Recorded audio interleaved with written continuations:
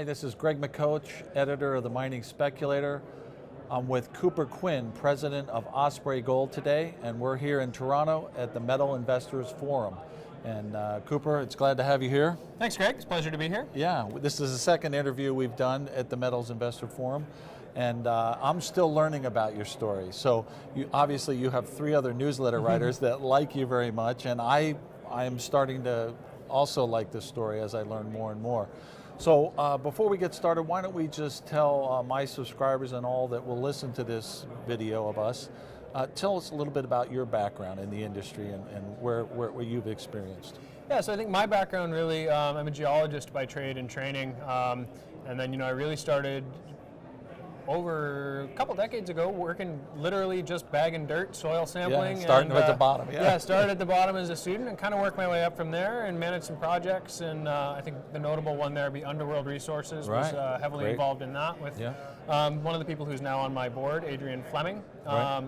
And then, just worked my way up through mostly gold projects in kind of northern latitudes, but that was all over really, from Alaska to Greenland to the Yukon and then took that elsewhere. And most recently I worked on a high-grade gold project down in Fiji, actually. Yeah. And so with that high-grade gold experience, kind of took that and we started looking at Nova Scotia and a couple years ago in the downturn and really turned that into what we think is an attractive opportunity. A good opportunity, yeah. And I tell people in the industry, I am really encouraged that we're seeing such sharp, younger talent such as yourself in the mining business, because for a while there was a lot of graybeards that were getting older and dying off, right? And where's the new people coming from, right? Well, thanks. And I think it's really key that I've been lucky enough to have some really nice mentors all the way through kind of my career to this point. And now, my board is backed by people that have backed me for a long time. Like I said, like Adrian Fleming there, and having that gray hair and experience behind us really is important.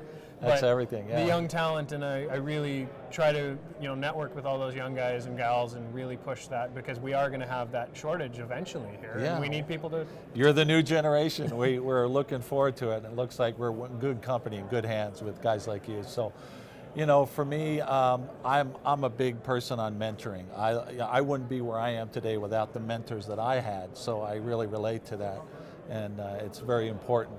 They really show you the way and guide you.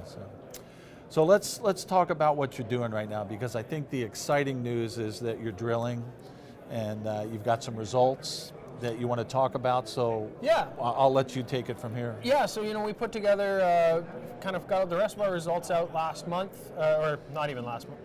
Well, it's the very beginning of March here, so it is last month in February there, that we're quite pleased with. We drilled kind of 2 zones on our main project at Goldenville there. We drilled in and around our current resource, so we got about 447,000 ounces that we're seeking to expand there. I think we had some really nice high-grade hits of about 98 grams per ton there, but as well as some kind of broader, lower-grade stuff, but 6 to 14 meters of a few grams that I think we found really encouraging as well, and those should really build ounces into our resource and left us with some big areas open for expansion as well. Yeah. So that was encouraging. And then as well, about 3.5, 4 kilometers on the same property off to the west, we drilled 3 exploration holes at a zone we call Mitchell Lake. And that's an area that we were really looking for kind of near surface disseminated mineralization, so lower grade than some of these very high-grade Nova Scotia deposits. I think we really proof of concept that one in our minds. We got a 30-meter intercept of about 0.7. So good numbers, and it's open in all directions there, and we had some kind of smaller, higher-grade hits as well in there. And so that was kind of proof of concept for us at Mitchell Lake, and now I think that's a zone where we really feel we can go in and put some horsepower behind it and hopefully drill some resources. How deep are those intercepts? Our deepest hole at that zone is about 200 meters. So most of our intercepts are in the kind of 40 to 160 meter range, depending on... So the sweet spot for an open pit, lower grades, higher grades, good combination for economically doing that. Yeah, I mean, if you look at kind of one of our certainly more advanced companies in the region with Atlantic Gold, they've got a strip ratio of about, I think, 0.8 or something like that, so quite attractive. And part of that is that disseminated mineralization and then augmented with those higher grade hits kind of interspersed in there. So is Atlantic Gold, is that the same district, same mineralization that you're finding? Yeah, very similar. You know, it's all within the Maguma terrain.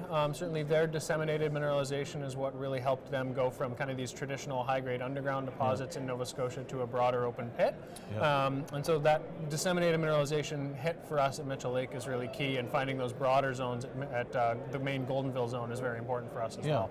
So these areas, because I haven't seen the map of what you're doing, but just to help me understand and others who are listening, these zones, are they zones that are separate from one another that would have to be separate open pits, or could it be a combined effort where it's one open pit? Likely right now we're looking at kind of separate deposits, but I think we're pretty happy with that scenario. There is about 3.5 kilometers between Goldenville and Mitchell Lake that is largely covered by till, so that is an area we've been doing some kind of MMI geochemistry and stuff on to explore through to see if what could be in between these two deposits. But right now, with a couple of kilometers in between them, I think with two different pits, that wouldn't be.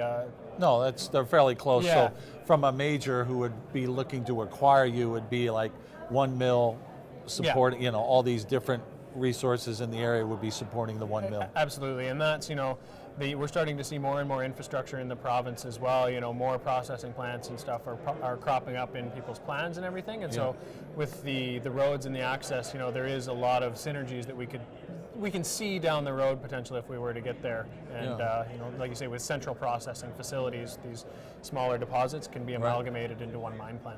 Yeah, no, that sounds really attractive. So let's talk about share structure, because that's always important when we're evaluating these companies. Where do you sit on your share structure? So we're about 40 million out right now, so reasonably tight. Part of that's from a financing we completed in earlier in this year. So we got about 1.3, 1.4 in the bank, somewhere in there. So your market cap is? So we're trading at 9.5 cents right now, so a little under 4 there. Oh, so I think we've got hopefully some room to grow there. Yeah, no, it's a sweet spot. See, I love companies, and my MO for doing this is to find companies with tight share structures, good management, a good jurisdiction, high grade, potential and size, and that looks like you're definitely checking those boxes for me. So. Well, thanks. We're trying to, and you kind of pointed out a lot of the boxes that we really wanted to check when we went into somewhere. We looked at a lot of deposits all over, and Nova Scotia really seemed to fit the bill for us in terms of this district scale potential and first world country in Canada, and that permitting process is there. That there's other provinces here where I'd kind of wonder, can you get a project permitted? But somebody just did it, and they're in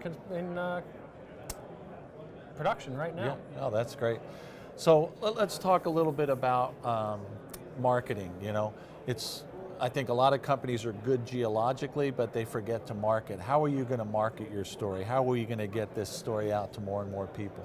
Well, I think places like this are a great place for us to really showcase who we are as a company, and get people out to meet management and stuff like that. And PDAC is a big one every year, but in the meantime, we do marketing roadshows in everywhere from Nova Scotia to Montreal to wherever we need to be. And then, like you say, I think we do on the younger side of things, we try to do a fair bit of stuff with connecting with investors and potential investors through social media and through different websites and stuff like that. That's valuable, because I think it's a challenge in the mining industry right now to get younger people to look at us, right? Absolutely. I think they're focused on tech and things like that, but they don't realize that everything comes from resources, right? And that without resources, we don't have modern society.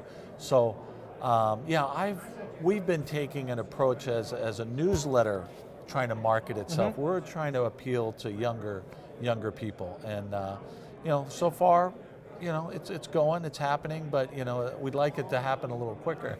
For sure, and I think that comes incumbent on us a little bit as well, to educate people where their cars come from, where their power comes from, where their energy comes from, and where the energy to drive these cryptocurrencies comes from, and where all the materials in their cell phone comes from, and their all computers. Resources, And I think hopefully we'll start to see some interest in this from the kind of use the term millennial, but younger investors, really. I think they will see the value in the resource sector. And the fact that you're doing some of that, technology in your marketing, I think that's critical. I think a lot of the other companies are not quite understanding that, and you're benefiting. It's a really interesting way that we can connect, we can get the information out to a broad base. Social media. And as well really connect with individuals and have conversations with individuals that then can benefit others, because they can see some of that exchange and some of that information. So it's been interesting. Yeah.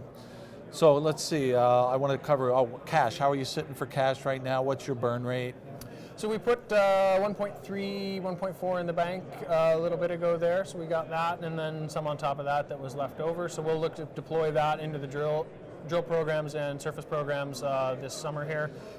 Burn rate's pretty low. I think we're looking at maybe 40, something like that a month. 40,000 a month. So yeah, without, before we're doing any exploration work, that kind of thing. Right. So we run a pretty tight ship. There's only a couple of us full-timers, and then everything else we can staff up and staff down is work on the ground mandates. Yeah, no. It's an exciting story. I'm glad I'm learning more. You're convincing me, so I hope we're Awesome. convincing our viewers. Well, let's work on that, and maybe we can convince you some more over a beer. I think I'm the last interview of the day here, so tired. So we're signing off at the Metals Investor Forum for Toronto this year, and we're going to PDAC tomorrow. Cooper, it was a pleasure. Excellent, Greg. Thanks for the time. Take care. Take care.